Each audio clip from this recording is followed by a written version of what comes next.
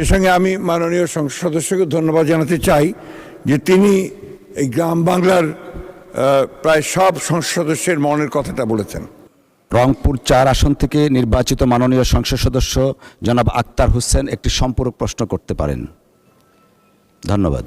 মাননীয় স্পিকার, আপনার মাধ্যমে মাননীয় মন্ত্রীর দৃষ্টি আকর্ষণ করছি, আমরা যারা প্রত্যন্ত গ্রামাঞ্চল থেকে নির্বাচিত হয়েছি, আমরা আমাদের গ্রামের মানুষদেরকে সাথে নিয়ে আমরা যোগাযোগ ব্যবস্থার দুরবস্থার কারণে আমরা অত্যন্ত ভোগান্তির শিকার।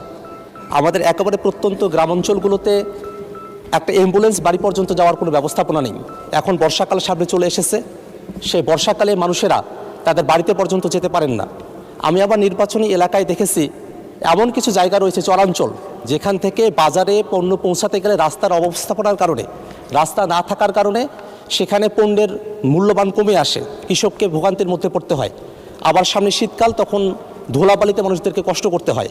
আমি যদি আমার নির্বাচনী আসনের কথা বলি, সেখানে আমার 2টা উপজেলা রয়েছে। কাউনিয়া উপজেলাতে মোট 535 কিলোমিটার রাস্তা রয়েছে, তার মধ্যে মাত্র 198 কিলোমিটার পাকা করা হয়েছে, আর কাঁচা রাস্তা এখনও আছে 337 কিলোমিটার।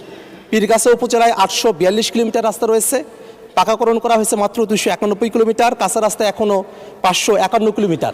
অর্থাৎ আমার রংপুর 4 আসনে যে 1377 কিলোমিটার রাস্তা রয়েছে, তার মাঝে মাত্র 489 কিলোমিটার পাকাকরণ করা হয়েছে, এখনও 888 কিলোমিটার পাকাকরণ করতে হবে।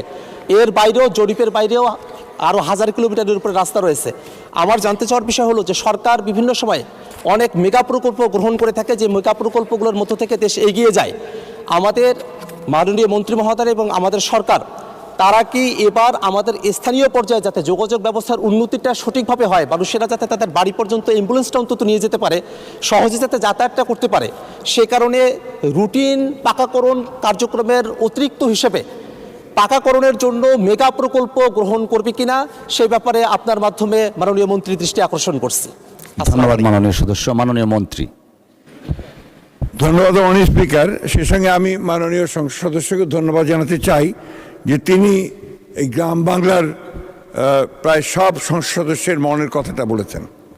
দুর্ভাগ্য আমাদের যে বিগত ফ্যাসিস্ট সরকারের আমলে এই উন্নয়নের নামে, মেগা প্রজেক্ট অথবা উন্নয়নের নামে যে চরম দুর্নীতি করা হয়েছে, সেটার ফলেই আজকে আমরা মাত্র 1 মাস হল সরকার এসেছি এবং সেটা আমরা উপলব্ধি করছি।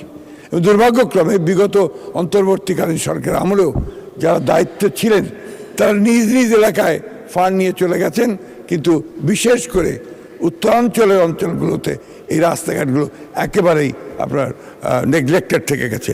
আমি আপনার মাধ্যমে মাননীয় সংসদ সদস্যকে এই কথা দিতে পারি যে ইনশাআল্লাহ আগামী দিনগুলোতে আমরা এই ধরনের কোনো দুর্নীতিকে প্রশ্রয় না দিয়ে আমরা গ্রামাঞ্চলের রাস্তাঘাটগুলোকে ও যোগাযোগ ব্যবস্থাকে সবচেয়ে বেশি গুরুত্ব দিয়ে কাজ করবো ইনশাআল্লাহ।